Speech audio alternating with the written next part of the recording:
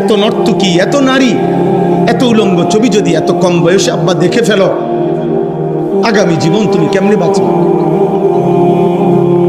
এই পৃথিবীতে আল্লাহর কোরআনে আল্লাহ বলছে নারীর প্রতি আসক্ত, যে নারীর সাথে যে হারাম জিনা, ব্যভিচার, হারাম প্রেম, হারাম সম্পর্ক যে করে, খোদার কসম আল্লাহ তাকে বলছে সে খবিস। সূরা নূরের মধ্যে আছে আল খাবিসাতু লিল খাবিসিন, এটা খবিস, খবিস, এটা খবিস, সবচেয়ে নিকৃষ্ট, সবচেয়ে নিকৃষ্ট খবিস এটা। নাউজুবিল্লাহ। আল্লাহ তাআলা ওয়াদা দিছে খবিস পুরুষ চরিত্রহীন, অপেক্ষা করো, আমি আল্লাহ বললাম তোর স্ত্রী মিলবে খবিস। নাউজুবিল্লাহ। এজন্য দোস্ত, যুবক, আবারও বলছি, মোবাইলের হারাম নারী ছবি, অশ্লীলতা, যাদের সাথে কোনো মেয়ের সাথে হারাম প্রেম আছে, হারাম সম্পর্ক আছে, খোদার কসম এটা জিনা। জিনা, জিনা। ভালোবাসা কখনোই অবৈধ জায়গায় ভালোবাসা হয় না। প্রেম, ভালোবাসা এই শব্দটুকু যদি পবিত্র, এটা কখনোই কোনো হারাম জায়গায় হবে না। এই জন্য অবিবাহিত নারী পুরুষের অথবা বিবাহ বহির্ভূত নারী পুরুষের যে কোনো সম্পর্ক, এটা জিনা, এটা প্রেম না, এটা কি না, ভালোবাসা না। নাউজুবিল্লাহ, নাউজুবিল্লাহ। এই জন্য গুনাহ ছাড়ো, গুনাহ।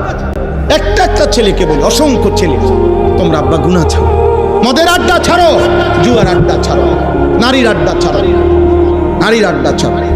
একজন মদখোর, গাঁজাখোর, ফুট্টাখোর, বাবাখোর, ইয়াবাখোর, ডালখোর, ও শতভাগ হারামখোর।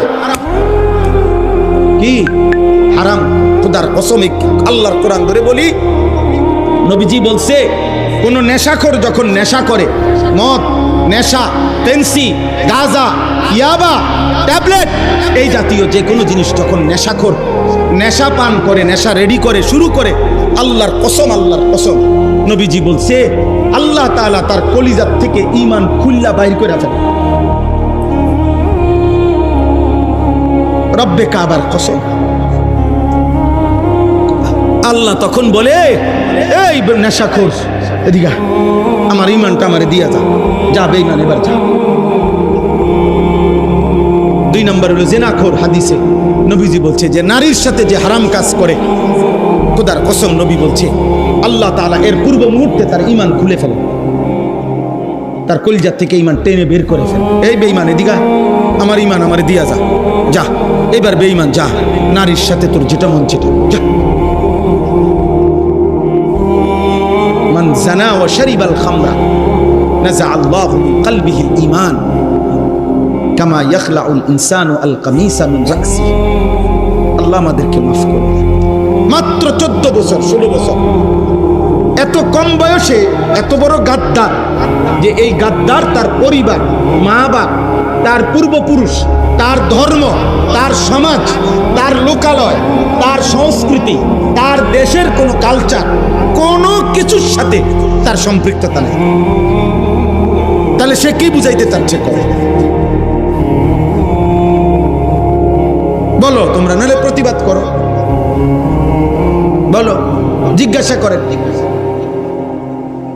আমি তো শক্ত বললাম আর কি, বলেন। আপনারা সবাই তাকায় তাকায়, আমরা সবাই দেখতেছি সমাজে, কেউ কাউকে বাধা দেওয়ার মতো, সামান্য বলার মতো হিম্মত করছে না। এটাই দুশ্মনের ষড়যন্ত্র। দুশ্মন চাচ্ছে এমন ভোতা বানায় দিতে যে এরা শুধু খাবে, ঘুমাবে, উল্লাস করবে, ফুর্তি করবে, দুনিয়া ভোগ করবে, কেউ কাউকে কিছু বলবে না। আচরণগত কোনো বাধা দেওয়ার জন্য যে যেভাবে পারে ওইভাবে দুনিয়া ভোগ করবে, দুনিয়া ভোগ করবে। হ্যাঁ, এই আধুনিক বিশ্বের, পশ্চিমা ইউরোপের স্লোগান কি? আধুনিক স্লোগান হলো, ইউরোপ চাচ্ছে পৃথিবীর মানুষকে কথা বুঝাইতে যে আপনার কোনো কিছুর কোনো মালিকানা আপনার নাই, কিন্তু আপনার কোনো বিষয়ে কোনো দুঃখ নাই। ওরা এইভাবে আপনার দিতে চায় যে আপনার যখন যা মন চায় আপনি শুধু অর্ডার করবেন, আপনাকে পৌঁছানো হবে, আপনার মালিকানা লাগবে না। যতবার আপনার নারী দরকার, যখন যেরকম দরকার আপনি পৌঁছে যাবেন। আপনার হালাল হারামের এখানে বাঁচার কিছু নেই। আপনার দুনিয়া ভোগ করা খাবার দরকার, আপনার যে কোনো আইটেম আপনি বলেন, শুধু অর্ডার দিবেন, এটা কি হালাল না হারাম, এই মুরগি কি জবাই করা না মরা, এত কিছু আপনার দরকার কি? আপনার ফাস্ট ফুড আইটেম হইলেই তো হয়েছে। আপনার খাবার না দরকার, আপনার চাহিদা পূরণ হওয়া দরকার। আজকে বলেন নাই একজন বিবেকবান মানুষ বলেন যে এত কম বয়সে যাদের সাথে পরিবারের বন্ধনও ছুটে গেছে, আল্লাহর বন্ধনও ছুটে গেছে, তো এরা আগামী দিনে কি ধৈরা জীবনটা গঠন করবে? মানে কাকে ধরলো সে? বলো ভাই, তোমরা বলো, একটা ছেলে বলো, সে ধরলো কাকে? একজন মানুষ